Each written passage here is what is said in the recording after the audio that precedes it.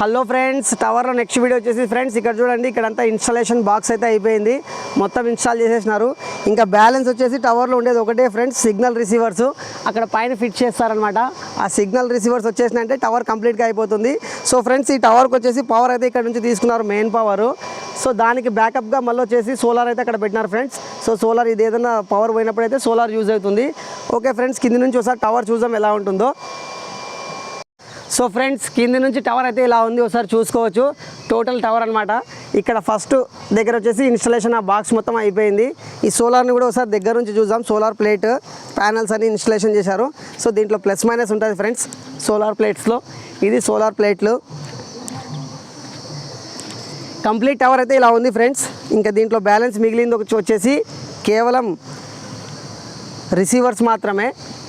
ఆ receivers complete అయిపోయినాయంటే signal receivers. So మన టవర్ అయితే కంప్లీట్గా అయిపోతుంది ఫ్రెండ్స్.